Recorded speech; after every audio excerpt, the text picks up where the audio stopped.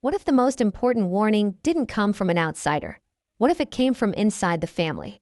And what if the person who tried to stop everything was quietly ignored? Because according to people close to the Reiner family, there was a warning. Not from the tabloids, not from the police, not from Hollywood insiders. Before we continue, please hit the like button, subscribe to the channel, and turn on the notification bell for updates. But from a son, before the arrests, before the headlines, before the house on that quiet Brentwood Street became a name everyone suddenly knew, the warning came earlier, and the man who gave it is no longer here to repeat it. Jake Reiner. Most people barely knew his name. That alone should make you pause. Everyone knew Rob Reiner, the legendary director, the public figure, the success story. Everyone knew the image, achievement, influence, a long career built in the spotlight. But families don't live in headlines. They live in kitchens, in late-night arguments, in awkward silences, in warnings that make people uncomfortable. And Jake, according to those who knew him, had become increasingly uncomfortable. Here's the part that makes this story different. Jake wasn't accusing. He wasn't screaming. He wasn't demanding anything. He was warning. A quiet, persistent, deeply unsettling warning that something inside the family wasn't right. Something that couldn't be fixed with money. Something that couldn't be managed with distance. Something that wouldn't simply go away if ignored. And the most haunting detail? Sources say he tried to tell his father directly. Imagine how hard that is. Imagine sitting across from a parent whose life has been defined by success, control, and public admiration, and telling them that the danger isn't outside the house. It's already inside. This is not a story about fame. It's not a story about wealth. And it's not even, at its core, a story about crime. It's a story about denial. Because denial doesn't look dramatic when it's happening. It looks reasonable. It looks calm. It sounds like it'll be fine. It sounds like we've handled worse. It sounds like you're overreacting. And that's exactly why it's dangerous. Jake Reiner, according to people close to him, saw patterns forming long before anyone else wanted to name them. Patterns of entitlement. Patterns of resentment. Patterns of emotional volatility that didn't disappear, they intensified. But Jake wasn't the loudest voice in the room. And in families like this, quiet voices don't always carry weight. Here's the question you should be asking right now. Why would someone who loved his family risk being dismissed, misunderstood, or even shut out, unless he believed the risk of staying silent was worse? That question sits at the center of everything that followed. Because when the unimaginable finally happened, people didn't just ask how. They asked, why didn't anyone see this coming? And the answer, according to those close to Jake, is devastating. Someone did. Jake's role in the family was complicated. He wasn't the one constantly in the spotlight. He wasn't the one drawing attention. He was observant, present, watching dynamics play out over time rather than moments. And what he saw troubled him, not in a vague way, in a specific, escalating way. He noticed how boundaries blurred, how help turned into expectation, how support quietly transformed into something heavier, something corrosive. There's a cruel irony here. Families often believe that proximity equals safety, that keeping someone close is protection. But what if closeness without accountability does the opposite? Jake reportedly began to fear exactly that. And here's where the story becomes uncomfortable. Because it forces us to look at something many families refuse to examine. What happens when love becomes obligation? What happens when concern turns into enabling? What happens when warnings are dismissed not because they're wrong, but because they're inconvenient? Jake's warning wasn't theatrical. It wasn't a speech. It didn't come with ultimatums. It came with worry. People close to him say he tried to explain that the situation wasn't stabilizing, it was deteriorating. That certain behaviors weren't temporary, they were entrenched. That time wasn't fixing anything. It was making the consequences worse. But perspective is a strange thing. From the outside, the family still looked functional, still looked intact, still looked like they were handling things privately, responsibly, quietly. And that's the most dangerous illusion of all. Because some of the most catastrophic family collapses don't come from chaos. They come from calm conversations, calm reassurances, calm decisions to wait and see. Jake, according to sources, didn't want to wait anymore. He believed the family was standing at a fork in the road, one that demanded action, not optimism. And yet, the warning didn't land the way he hoped. Imagine how isolating that feels. To see danger forming, to say something, and to feel the conversation move on as if you hadn't. Jake didn't stop caring after that. If anything, he became more anxious. Because once you speak a warning aloud and it's dismissed, you don't get to forget it. You carry it. Every phone call feels heavier. Every visit feels charged. Every update feels like confirmation or relief. And relief never lasts long. Here's something else that matters. Jake's warning wasn't just about one person. It was about a system, a family structure that had adapted around instability instead of confronting it. And systems don't collapse all at once. They crack quietly, then suddenly. When Jake later passed away, his absence didn't silence the warning. It amplified it. Because after tragedy struck the family again, in a way no one could ignore, people started asking a question they wished they had asked sooner. What exactly did Jake see? And more importantly, why wasn't it taken seriously? The Brentwood estate would later become a symbol in the public imagination, a place frozen in shock and disbelief. But long before it was ever associated with police tape and headlines, it was simply a home where tension had been accumulating behind closed doors. And Jake knew it. He felt it. He tried to articulate it. The warning wasn't dramatic enough to stop everything in its tracks, but it was clear enough to haunt those who heard it later. And this is where the story truly begins. Because when the warning you ignored starts to explain the tragedy you can't escape, you're forced to confront a truth that's far more painful than shock. That sometimes the disaster wasn't unpredictable. It was just uncomfortable to acknowledge. And what Jake said next, according to those closest to him, would eventually cast a shadow over everything that followed. What kind of person sees danger before everyone else does? Is it the loudest voice in the room? The angriest? The most dramatic? Or is it the one who watches quietly? Until staying silent feels worse than being dismissed? Because if there's one detail sources close to the family keep returning to, it's this. Jake didn't speak up because he wanted attention. He spoke up because he was scared. And that changes everything. Here's the contradiction that sits at the center of Jake Reiner's story. He wasn't the family rebel. He wasn't estranged. He wasn't chasing headlines or leverage or sympathy. According to people who knew him, Jake was steady, thoughtful, measured. The kind of person who noticed shifts in tone, changes in behavior, and the way tension lingers even after a room goes quiet.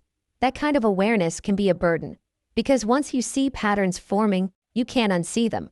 And Jake was seeing patterns, long before police ever set foot on that property, long before reporters tried to reconstruct timelines, long before the word suspect entered anyone's vocabulary.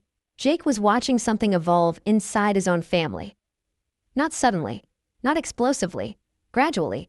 This is where people get uncomfortable, because they want warnings to arrive with sirens. They want danger to announce itself clearly, loudly, undeniably. But real life doesn't work that way. Sometimes danger shows up as small, repeated moments that don't quite sit right. A conversation that escalates faster than it should. A favor that turns into expectation. A boundary that keeps getting pushed just a little more each time. Jake noticed those things. And he noticed who always ended up absorbing the emotional weight of them. One source described Jake as the one who didn't normalize the chaos. Think about that. In families dealing with long-term instability, there's often an unspoken agreement to normalize behavior that would alarm outsiders. It's how people cope, how they survive. But Jake never fully made that adjustment. He didn't shrug off the tension. He didn't dismiss the warning signs as just another rough patch. He didn't tell himself things would magically stabilize on their own. Instead, he started asking questions. And questions can be threatening in families that rely on silence to maintain balance. Here's a detail that keeps surfacing. Jake didn't speak in absolutes. He didn't say, "This will end badly." He said things like, "This isn't getting better. This is becoming something else. We can't keep pretending this is under control." Those are uncomfortable sentences. Because they don't offer easy solutions. They demand reflection. They demand action. And action is risky, especially when it involves confronting someone you love. Jake's relationship with his father, according to those close to the family, was built on respect. But it wasn't blind. He admired his father's accomplishments, yes. But admiration doesn't prevent concern. If anything, it can heighten it. Imagine watching someone you respect underestimate a situation that feels increasingly volatile. Imagine realizing that the person with the most authority in the family is also the least willing to imagine worst-case scenarios. Jake reportedly found himself stuck in that position. And here's where the story complicates itself. From the outside, everything still looked manageable. The family had resources. They had access to support. They had experience navigating difficult situations privately. So when Jake expressed concern, it didn't land as urgency. It landed as pessimism, as overthinking, as unnecessary alarm. That's what happens when warning signs develop slowly. They're easy to rationalize away. Jake's role quietly shifted into something no one officially named: the internal alarm bell. And alarm bells are rarely popular. People close to him say Jake started paying closer attention to how interactions unfolded, who felt entitled to what, how resentment surfaced, even when it was disguised as humor or frustration. He noticed that certain conversations always circled back to the same unresolved tensions. And unresolved tension doesn't disappear. It compounds. One of the most telling things Jake reportedly said to someone close to him was that the family was confusing familiarity with safety. That's a chilling insight, because familiarity can hide danger. It can soften red flags until they feel normal. It can make escalation seem like personality instead of warning. Jake didn't buy that illusion. And that's why his warning mattered. Here's the uncomfortable truth. Families often listen more closely to people who demand something than to people who express concern. Jake wasn't demanding. He wasn't issuing ultimatums. He wasn't threatening distance or consequences. He was asking to be heard. And asking doesn't always register as urgent, especially when the listener believes they've already handled everything before.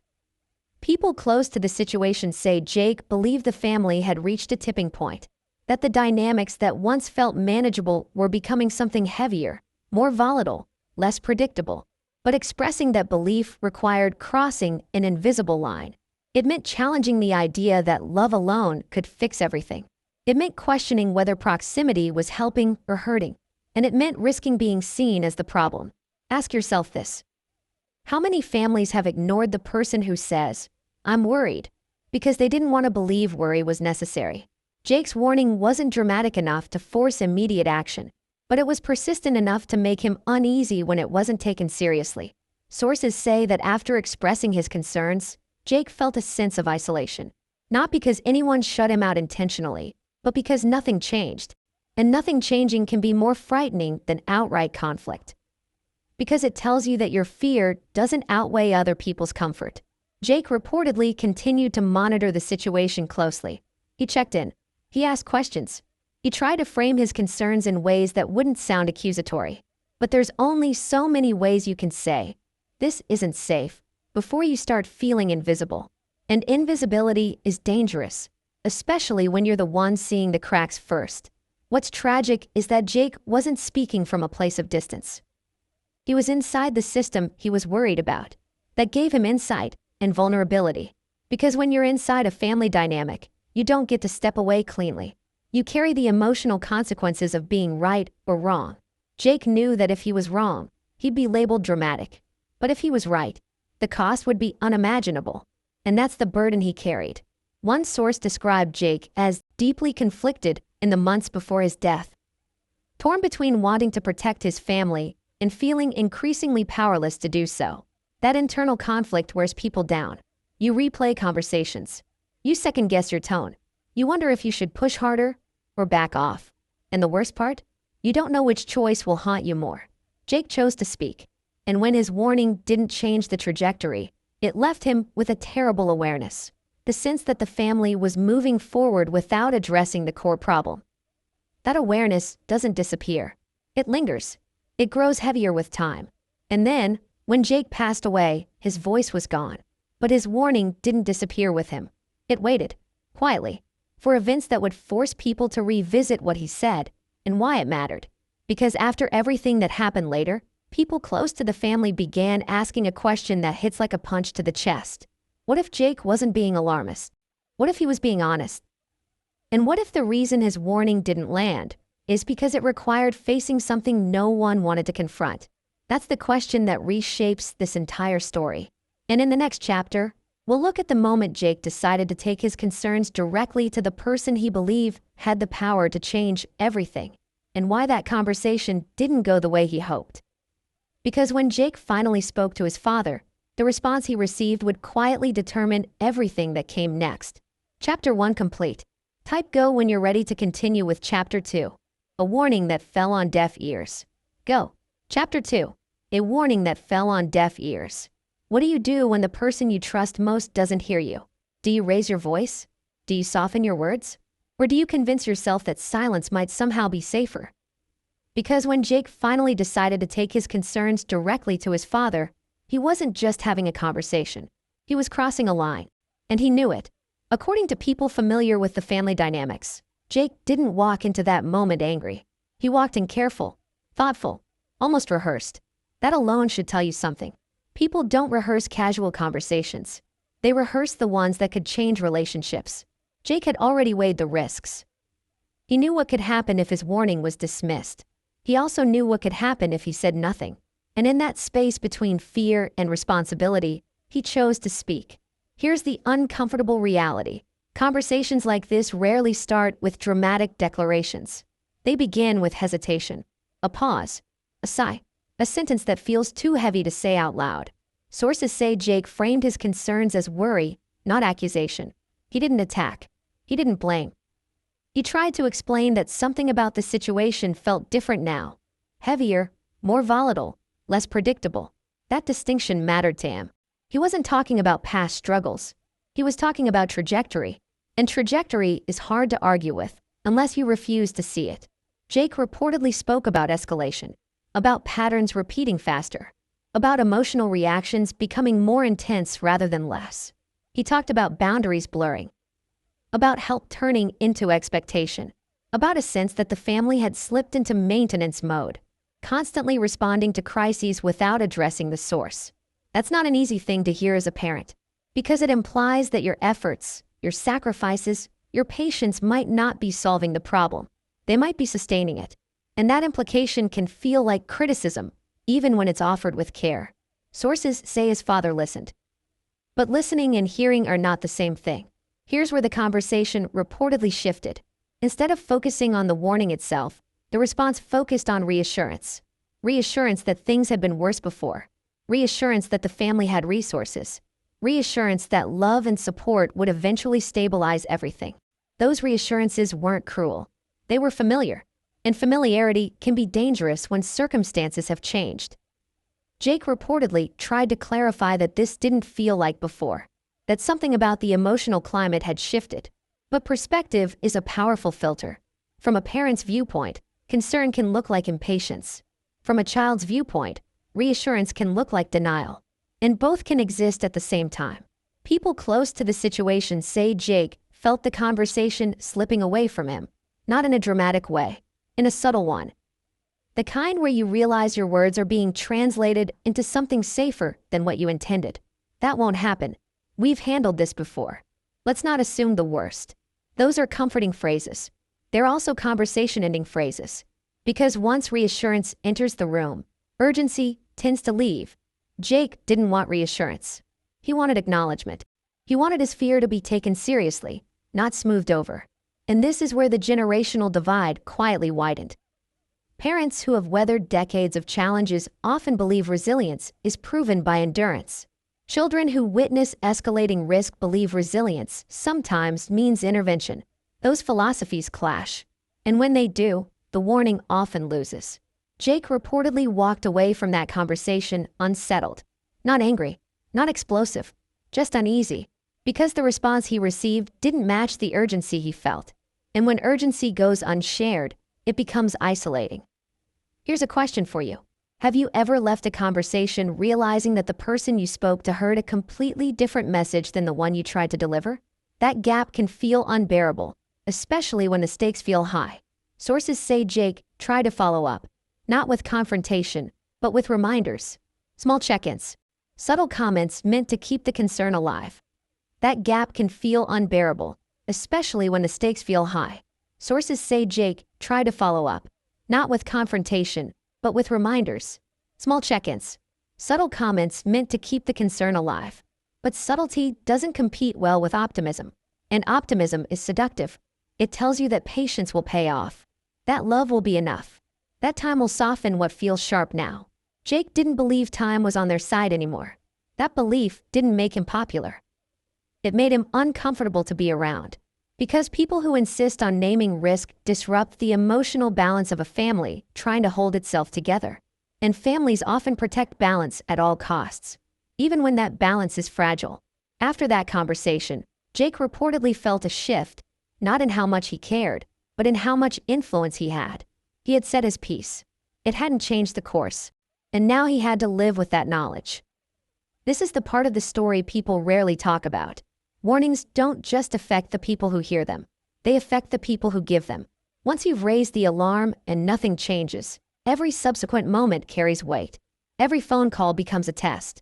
Every update becomes a potential confirmation. Every silence feels louder. Jake reportedly became more watchful, not paranoid, attentive. And attention can feel like anxiety when no one else shares it. One source described Jake as constantly measuring the gap between what he saw and what others were willing to admit.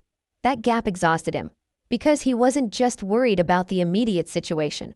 He was worried about what would happen if the family kept postponing confrontation. Postponement feels safe, until it isn't. The hardest part for Jake, according to those close to him, was realizing that love might be the very thing preventing action. Love encourages patience. Love encourages forgiveness. Love encourages hope. But love can also discourage hard boundaries. And boundaries were exactly what Jake believed were missing. He wasn't calling for abandonment. He wasn't calling for punishment. He was calling for change. And change requires admitting that what you've been doing isn't working. That admission never came. Instead, the family continued as they had, adjusting around instability rather than addressing it directly. Jake felt that. He carried it. And he started to worry about what would happen if the situation escalated beyond anyone's ability to manage it quietly. Because once that line is crossed, there's no controlling the outcome. And here's the cruel irony. Jake's warning wasn't dramatic enough to force immediate action, but it was clear enough that, after everything unfolded, people couldn't ignore it. That's what makes this story so painful. The conversation didn't fail because no one cared. It failed because caring made people believe things would somehow resolve themselves. Jake didn't share that belief. And being the only one who doesn't believe can feel like standing alone in a crowded room. After that warning fell on deaf ears, Jake faced a choice. Push harder and risk being seen as confrontational, or pull back and live with the fear that silence might cost more. Sources say he did neither fully. Instead, he stayed present, watching, waiting, hoping he was wrong. But hope, when paired with fear, can be a heavy thing to carry. Because hope doesn't erase the images your mind keeps replaying. And fear doesn't disappear just because others refuse to name it. That internal conflict stayed with Jake in the months that followed. And it would shape how he interpreted every interaction, every shift in tone, every moment of tension that surfaced after that conversation. Because once a warning is dismissed, the next thing you look for is confirmation. And confirmation, when it arrives, doesn't always come the way you expect. In the next chapter, we'll look at the widening divide between two brothers and how different paths, expectations, and resentments quietly intensified the very situation Jake had tried to prevent. Because when families ignore internal warnings, it's often because they don't yet see how deeply divided they've already become. And that division was growing faster than anyone wanted to admit. What happens when two people grow up in the same house, but experience completely different realities? Because that question sits at the heart of what Jake feared most. Same family, same parents, same roof, and yet, two paths that kept drifting further apart. Jake understood something many people miss. Danger doesn't always come from strangers or sudden breaks. Sometimes it grows in the space between siblings who no longer recognize each other's worlds. According to people close to the family, Jake and his brother didn't start out divided. They weren't enemies. They weren't locked in constant conflict. There was history there, familiarity, shared memories. But familiarity can hide distance. And distance, when it goes unacknowledged, can turn into resentment. Jake noticed the shift long before anyone wanted to talk about it. It wasn't one argument. It wasn't one incident. It was a pattern. Two brothers responding to stress in opposite ways. Two interpretations of what support meant. Two completely different relationships with responsibility. Jake leaned toward structure, toward accountability, toward naming problems before they spiraled. His brother, according to sources, leaned toward expectation, toward emotional entitlement, toward the belief that circumstances should bend to accommodate his needs. Those differences didn't explode overnight. They simmered. Jake saw that simmering as dangerous. Because unresolved resentment doesn't stay quiet forever. Here's a contradiction people struggle with. Families often assume that closeness equals understanding, that being around someone means you know them. But proximity doesn't guarantee insight. Jake realized that even though they shared a family name, they were operating by entirely different internal rules. One believed that stability required limits. The other believed stability was owed. And when those beliefs collide, tension doesn't resolve itself. It escalates. Jake noticed how conversations between them changed, how jokes grew sharper, how frustrations lingered longer than they used to. Not explosive, just heavier. He noticed how certain topics triggered defensiveness, how boundaries were met with resistance rather than respect. And he noticed something else, something deeply unsettling. He wasn't sure his brother saw the family as a system of mutual responsibility anymore. It felt more transactional. What am I owed? Why can't things be easier for me? Why doesn't everyone understand what I'm dealing with? Jake understood struggle.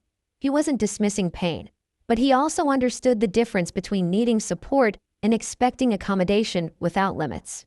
That difference mattered, and it mattered more as time went on. Here's a question for you. Have you ever watched someone you love slowly rewrite the rules of a relationship? Not by asking, but by assuming? That shift doesn't announce itself. It creeps. Jake reportedly watched his brother grow increasingly frustrated when reality didn't align with his expectations. When help came with conditions.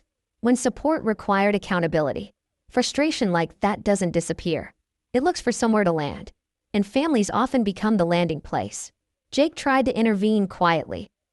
Not by lecturing, not by confronting, but by modeling something different. He showed up consistently. He stayed grounded. He didn't feed the volatility. But that approach has limits. Because you can't stabilize a system if you're the only one holding it together. Jake's fear wasn't rooted in rivalry. It was rooted in trajectory. He saw how entitlement can harden into grievance. And grievance, when left unchecked, can turn volatile. Here's the part that's difficult to hear.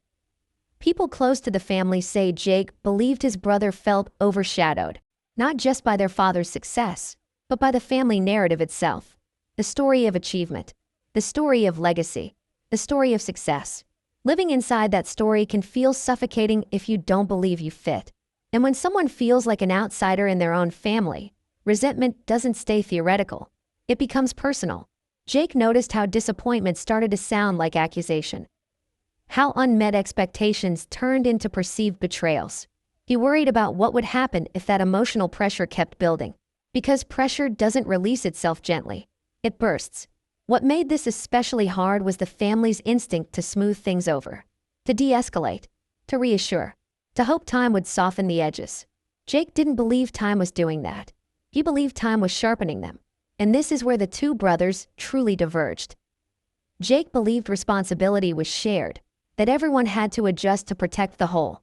His brother, according to sources, increasingly believed responsibility was external, that circumstances and people around him needed to change. Those philosophies cannot coexist peacefully forever. Jake felt caught in the middle. He wasn't the authority figure. He wasn't the decision maker. He was the observer who saw how misaligned expectations were eroding trust. And trust, once strained, changes everything. He noticed how quickly interactions could flip from calm to charged, how small frustrations triggered outsized reactions. He noticed how apologies didn't resolve anything. They just reset the cycle. And cycles are dangerous. Because cycles normalize escalation. Jake reportedly expressed concern that the family was mistaking endurance for progress, that they were surviving each moment without addressing the accumulation of unresolved emotion, that they were mistaking love for strategy, and love, without structure, can become a liability. This wasn't about blame. It was about risk. Jake believed the family was underestimating how fragile the emotional balance had become. But from the outside, everything still looked intact. That's what makes internal warnings so easy to dismiss. There were no public outbursts, no dramatic ruptures, no obvious breaking point, just tension beneath the surface. And Jake could feel it. He felt it in conversations that ended too abruptly, in silences that stretched too long, in moments when frustration lingered in the air long after the words stopped. That awareness isolated him, because when you see risk that others don't, you start questioning yourself. Am I imagining this? Am I overreacting? Am I the only one who feels this way? Jake wrestled with those questions. But every time he tried to minimize his concern, something else happened that pulled him back into worry. Another sharp exchange. Another boundary tested. Another moment where entitlement surfaced instead of accountability. And the gap between the two brothers kept widening. Not dramatically, quietly, which is often worse. Because quiet divides don't attract intervention. They're easy to ignore. Until they aren't. Jake feared that if nothing changed, the family would eventually face a moment where good intentions wouldn't matter anymore, where patterns would harden into outcomes. And that fear weighed on him. People close to him say he felt a deep sense of responsibility, not to fix everything, but to at least try to prevent the worst. That's why his warning wasn't abstract. It was specific. It was rooted in observation. And it was shaped by watching two paths drift further apart under the same roof. Jake didn't believe the divide was irreversible, but he believed it required acknowledgement, and acknowledgement never came. Instead, the family continued navigating around the tension, hoping it would soften on its own. Jake didn't share that hope. He believed the divide between the brothers wasn't just emotional. It was philosophical. One believed limits were necessary. The other believed limits were unfair. And when those beliefs collide, someone always feels wronged. That sense of being wronged can become dangerous if it's allowed to fester. Jake knew that, and he knew something else. If the family didn't confront the divide honestly, it would eventually confront them, not in a conversation, in consequences. And as time went on, Jake began to sense that the situation was approaching a point where intentions would no longer matter. Only actions would. And that realization terrified him, because he wasn't sure the family was prepared to take the kind of action required. In the next chapter, we'll look at the deeper forces feeding that divide. The long-term struggles, the cycles of instability, and the emotional exhaustion that quietly shaped everyone involved. Because when instability becomes familiar, people stop seeing it as a warning. And that's when it becomes most dangerous. What happens when struggle stops being a chapter and becomes the entire story? Because that's the question Jake kept circling back to. Not out loud, not in accusations, but in the quiet space where concern turns heavy. According to people close to the family, the issue wasn't a single crisis. It was repetition, a cycle that kept restarting before it ever truly resolved. And cycles are deceptive. They create the illusion of progress because something eventually calms down. But calm isn't the same as stability. Jake understood that difference. He watched how moments of improvement were celebrated as victories, even when nothing underneath had actually changed. A good week became proof things were turning around. A quiet month became reassurance that patience was paying off. But then the pattern returned. And every return came faster than the last. This is where the emotional exhaustion began to set in, not just for Jake, but for everyone involved. Long-term instability doesn't announce itself as a crisis every day. It shows up as vigilance, constant vigilance, waiting for the next shift in mood, the next request, the next moment when tension spikes without warning. Jake saw how much energy that took from his parents, how concern turned into monitoring, how love turned into management, how support turned into constant negotiation. And he worried about what that was doing to everyone's judgment. Because exhaustion changes decision-making. When people are tired, they choose the option that feels easiest in the moment, not the one that's healthiest long-term. Jake believed the family was trapped in that exact dynamic, doing whatever restored temporary peace, avoiding whatever risked emotional confrontation, and instability thrives in that environment. Here's something people rarely talk about. Long-term struggle doesn't just affect the person at the center of it. It reshapes the entire family. Roles shift, expectations change, boundaries blur. Jake noticed how the family adapted around instability rather than addressing it head-on. An adaptation can look like care. It can look like compassion. It can look like patience. but it can also quietly remove accountability. Jake wasn't insensitive to pain. He wasn't dismissive of hardship. What frightened him was how hardship had become the organizing principle of the family's life. Everything revolved around managing it. Conversations, decisions, plans. And when something becomes the center of everything, it gains power. Jake worried that power was being underestimated. Because instability doesn't just exhaust people emotionally, it distorts reality. It teaches everyone involved to lower expectations, to redefine normal, to accept behaviors they wouldn't accept in any other context. Jake could see that happening. He noticed how reactions that once would have triggered serious intervention were now met with sighs and adjustments. "We've been through this before. It'll pass. Let's just get through tonight." Those phrases sound compassionate, but they can also be dangerous because they frame instability as temporary, even when it's persistent. Jake believed the family was confusing endurance with resilience. Endurance is surviving. Resilience is changing what isn't working.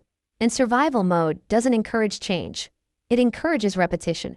Jake noticed how the emotional load shifted unevenly. Some people carried the burden quietly. Others expressed frustration loudly. And frustration, when paired with entitlement, doesn't dissolve. It sharpens. Jake worried about that sharpening. He worried about what would happen if emotional volatility met exhaustion, because that combination is unpredictable. Here's a question for you. Have you ever been so tired of managing a situation that you stopped imagining alternatives? That's what Jake feared had happened. Not out of neglect, out of fatigue. Fatigue dulls urgency, and urgency was exactly what Jake felt. People close to him say Jake became increasingly concerned about how instability affected expectations. Not just emotional expectations, practical ones. Who owed what to whom? Who was responsible for which outcomes? Who carried the blame when things went wrong? Those questions don't stay theoretical. They shape behavior.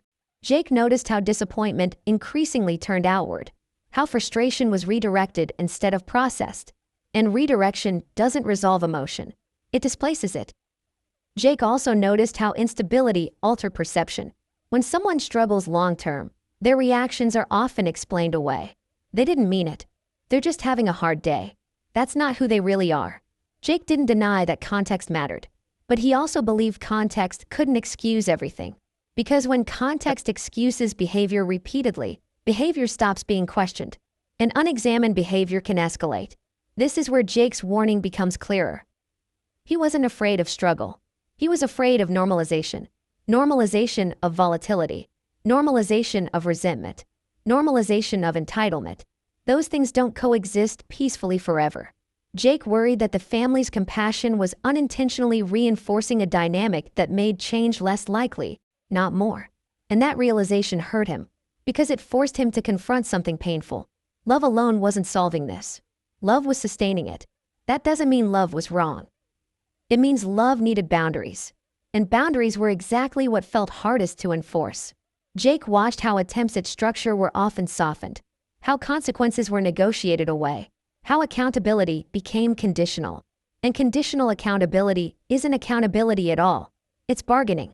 Jake believed the family had slipped into bargaining mode, trying to keep everyone calm, trying to prevent escalation, trying to preserve peace. But peace built on avoidance is fragile. Jake feared it wouldn't hold. He felt that fear grows stronger as time passed. Not because anything dramatic happened, but because nothing did that fundamental change. No reset. No intervention that altered the trajectory, just continued management. And management, when it becomes permanent, breeds resentment on all sides. Jake could feel that resentment building, not just in one person, in the system. People close to him say Jake worried about a breaking point. Not a single explosive moment, but a slow accumulation of unresolved emotion finally tipping over. Because emotional pressure doesn't disappear. It seeks release. Jake tried to express that concern without dramatizing it. But measured warnings don't always cut through fatigue, especially when people are desperate to believe things are stabilizing. And here's the cruel paradox. The calmer things appeared on the surface, the more Jake worried about what was being suppressed underneath. Because suppression doesn't resolve emotion, it stores it. Jake believed the family was storing too much, and storage has limits. That belief weighed heavily on him. He felt responsible for naming it. Even when naming it made him uncomfortable. Even when naming it made others defensive. Even when naming it risked being misunderstood. Jake didn't want to be right. He wanted to be relieved. He wanted to look back and realize he had worried for nothing. But relief never came. Instead, his concern deepened. Because every cycle reinforced the same lesson. Instability wasn't being interrupted. It was being absorbed. And absorbed instability doesn't disappear. It reshapes behavior. It reshapes expectations. It reshapes relationships. Jake feared the reshaping had gone too far.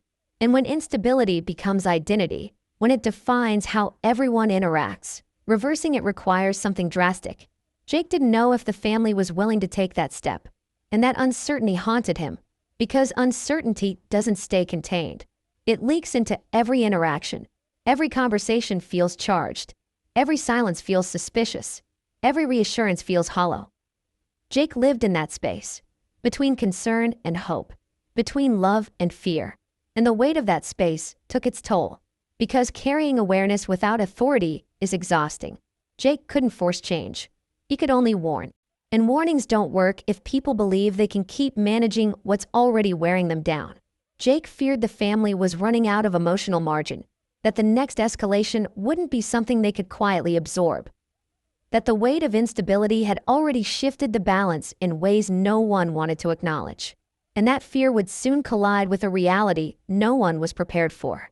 Because the next chapter of this story doesn't take place in conversations. It takes place inside a home where tension had been accumulating. A home that looked peaceful from the outside, but carried years of unspoken strain within its walls. And when that strain finally reached its limit, nothing would ever be the same. What if the most dangerous place in this story wasn't the world outside, but the place everyone assumed was safest? Because when people talk about that house now, they talk about it as a location, an address, a property. But to the people who lived there, it was a system. And systems can either stabilize a family or quietly magnify its fractures. According to those familiar with the household, the Brentwood estate wasn't just a home. It was a symbol of success, of achievement, of everything the family had built over decades. From the outside, it projected calm, privacy, control. But inside, the emotional reality was far more complicated. Here's the part people often miss. Physical space doesn't just contain people. It shapes behavior. And Jake understood that the living arrangement itself was part of the problem. Not because it was unusual, not because it was inherently wrong, but because it blurred lines that desperately needed clarity. The guest house arrangement was meant to offer independence and support at the same time. A compromise. But compromises only work when everyone interprets them the same way. Jake didn't think that was happening.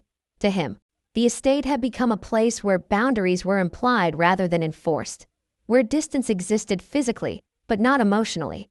And emotional proximity without structure can be dangerous, because it creates constant exposure without resolution. According to people close to the family, there was no clean separation between private life and shared life. Issues didn't stay contained. They leaked.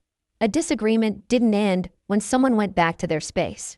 A tense exchange didn't dissolve overnight. It lingered.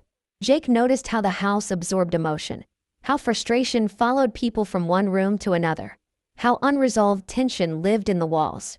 And when a home becomes emotionally saturated, everyone inside it feels it. Even if no one names it.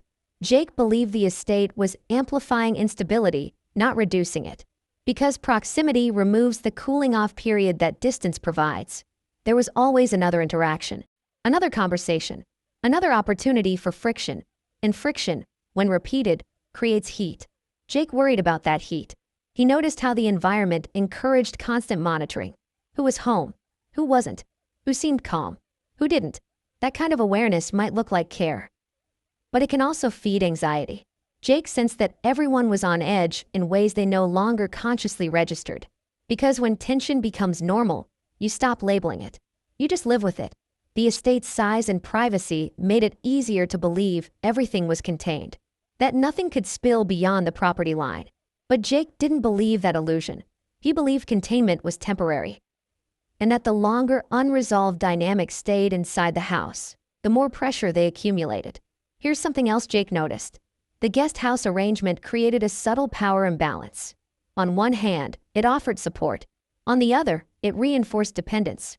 Dependence complicates relationships because it mixes gratitude with resentment. Support can feel like care or control. Independence can feel like freedom or abandonment. Jake saw those tensions playing out quietly. He noticed how expectations formed without being discussed. Who could come and go? Who needed permission? Who felt entitled to what?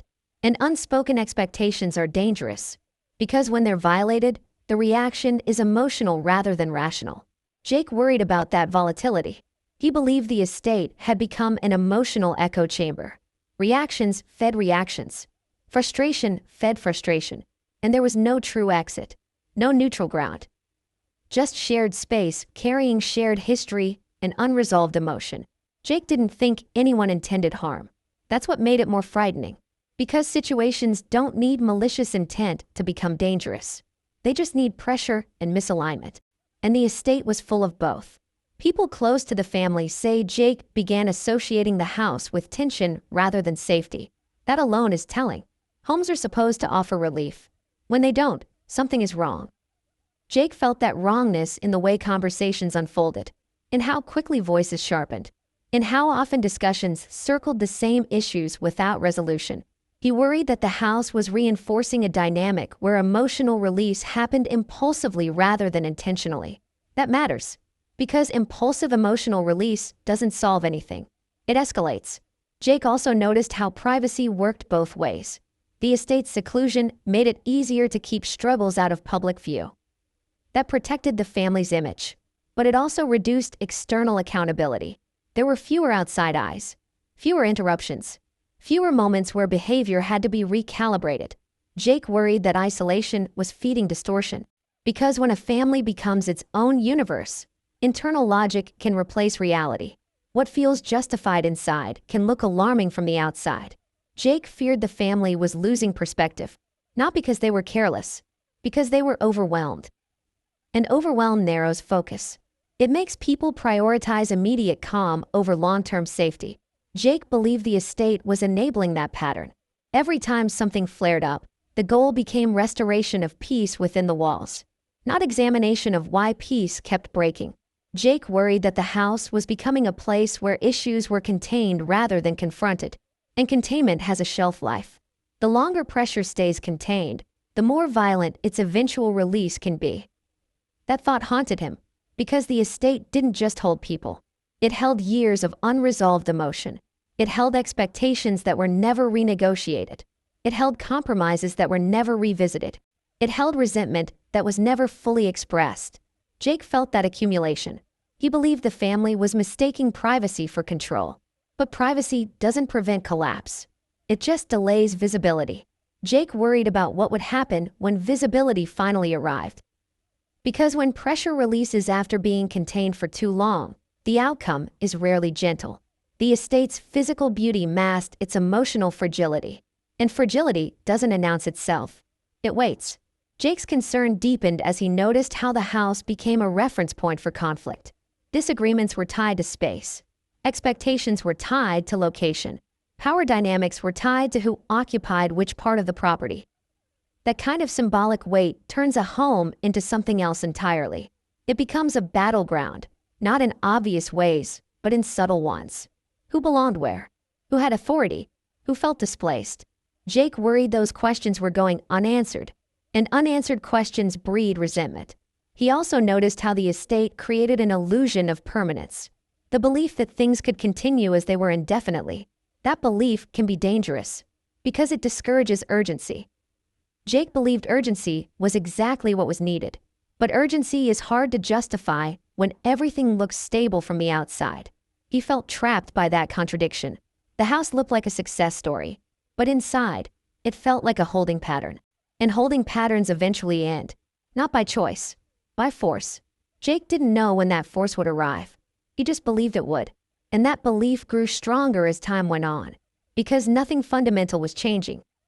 The estate remained the center of gravity. The dynamics remained unresolved. The emotional weight remained unaddressed. Jake feared the house itself had become part of the problem, not as a place, but as a system that absorbed instability without releasing it safely. That fear stayed with him. and it colored how he interpreted everything that followed. Because once you believe a system is failing, every small sign feels significant. Every raised voice feels heavier. Every slammed door feels louder. Every silence feels ominous. Jake lived with that heightened awareness. An awareness without agency is exhausting. He couldn't change the living arrangement. He couldn't force boundaries. All he could do was watch and worry, and hope he was wrong. But hope doesn't erase intuition, and Jake's intuition kept telling him the same thing. The estate wasn't neutral. It was amplifying everything. And amplification, without correction, leads to collapse. In the next chapter, we'll turn to Jake's final days, the period when his concerns sharpened into something closer to urgency. Because according to people close to him, Jake didn't just worry quietly. He said things, specific things, to specific people. And what he shared in those final moments would later feel less like anxiety and more like foresight. What does urgency sound like when someone doesn't want to cause panic? Is it louder? Sharper? Or does it get quieter, more deliberate? More precise? Because in Jake's final days, according to people close to him, something changed. Not outwardly dramatic, not explosive, but unmistakable. The tone shifted. Those who spoke with Jake during that period describe a man who wasn't spiraling, but narrowing, focusing, as if he had reached a conclusion he didn't want to reach, but could no longer ignore. That distinction matters. Panic is chaotic. Urgency is controlled. Jake wasn't unraveling. He was clarifying. Sources say Jake became more intentional about who he spoke to and what he said. Conversations weren't casual anymore. They carried weight, purpose. He wasn't venting. He was documenting, emotionally, verbally, almost instinctively. People noticed that he repeated certain concerns, not in a loop, in a pattern. And repetition is telling.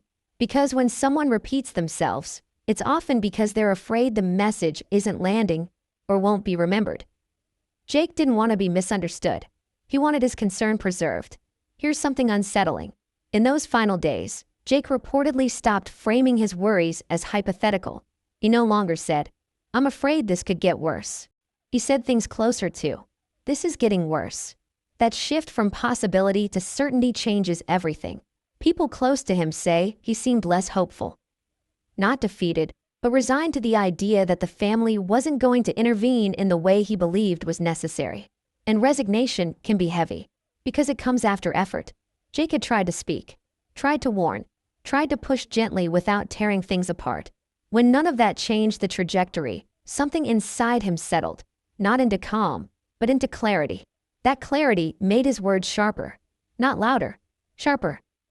Jake reportedly became more direct with a small circle of people he trusted. He didn't dramatize. He didn't exaggerate. He named risks. He described patterns. He expressed fear, not for himself, but for what might happen if nothing changed. One source described it this way. It felt like he was trying to make sure someone else was holding the map. That's a powerful image, because it suggests Jake knew he couldn't control the outcome, only the warning. And warnings, once given, have a strange afterlife. They linger, they echo, they wait. Jake also reportedly expressed a sense of moral exhaustion, not hopelessness, exhaustion, the kind that comes from caring deeply while feeling increasingly powerless. He had done what he believed was right. He had spoken when silence would have been easier. And now, he was watching events continue on a path he didn't trust. That disconnect weighed on him. Here's a question worth asking. How do you live with the knowledge that you've said what needed to be said, and it still wasn't enough? That knowledge doesn't disappear. It sits with you. It shapes how you move through the world. Jake reportedly became more reflective during this period. More inward. Not withdrawn, present, but deliberate. As if he understood time differently now. Sources say he expressed concern that the family was running out of room to absorb another escalation. That phrase is chilling. Running out of room. Emotionally, psychologically, structurally, Jake believed the system was overloaded. And overloaded systems don't fail gently. They fail suddenly. He reportedly worried that everyone was underestimating how close they were to that threshold. And here's where the story becomes even more painful. Jake wasn't just worried about one person. He was worried about everyone. He worried about what would happen to his parents if something went wrong. He worried about what would happen to his sibling if consequences finally arrived. He worried about the ripple effects no one seemed willing to imagine. That kind of worry isn't abstract. It's consuming. People close to him say Jake felt a growing sense of urgency to make sure his concerns were known, not just spoken, but understood. He didn't want them mischaracterized later as anxiety or pessimism. He wanted them remembered as warnings. That's why he repeated them. That's why he clarified them. That's why he chose his words carefully. He knew how easy it would be for people to say, he was just worried. Jake wanted to make sure they understood what he was worried about and why. In those final days, Jake also reportedly became more attentive to emotional shifts around him. He noticed tone changes, mood swings, subtle signs of escalation, and each one reinforced his fear. He wasn't surprised by them anymore. He was bracing for them. That bracing takes a toll. Living in anticipation of crisis drains people quietly. They don't collapse. They carry on, tired, vigilant, aware. Jake carried on, but the weight showed. One source described him as haunted, but composed. That combination is devastating, because it means he wasn't confused. He was convinced. Conviction without power is one of the hardest states to endure. Jake couldn't force anyone to act. He couldn't impose boundaries. He couldn't change the living arrangement. All he could do was speak and hope someone listened. And that hope was thinning. What's especially tragic is that Jake didn't believe the situation was irredeemable. He believed it was urgent. That difference matters. Urgent means action could still change the outcome. Irredeemable means it's already too late. Jake didn't think it was too late, but he feared it was getting close. That fear sharpened his focus. In his final days, Jake reportedly made an effort to connect. Not to distance himself. He didn't pull away. He leaned in. That tells you everything. People who give up pull away. People who still believe something can be prevented lean closer. Jake leaned closer, and that closeness made what followed even more painful. Because after Jake's death, his words didn't fade. They grew louder. People remembered them differently. What once sounded like concern started to sound like foresight. What once sounded like anxiety started to sound like clarity. And that's the cruel timing of warnings. They rarely make sense until after the moment has passed. Jake never got to see how his warning would be reinterpreted. He never got to say, "This is what I meant." Others had to do that for him, and they struggled. Because translating someone else's concern after they're gone is fraught. You worry about misrepresenting them. You worry about overstating. You worry about understating. But one thing became clear to those who had listened. Jake hadn't been vague. He had been specific enough to be unsettling, and unsettling enough to be dismissed. That's often how warnings die. Not with arguments, with reassurance. Jake's final days weren't dramatic in the way movies portray.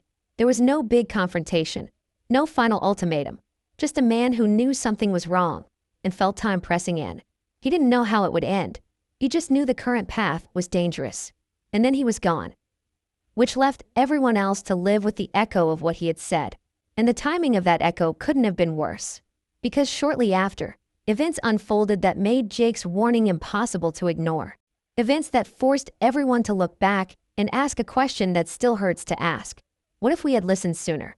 In the next chapter, we'll confront the moment when Jake's absence changed the meaning of everything he had said. When tragedy reframed his concern and turned his warning into something far more haunting. Because once Jake was gone, the family didn't just lose a son. They lost the one voice that had been trying to slow them down. And the consequences of that loss would surface sooner than anyone expected. What happens to a warning when the person who gave it is gone? Does it disappear with them?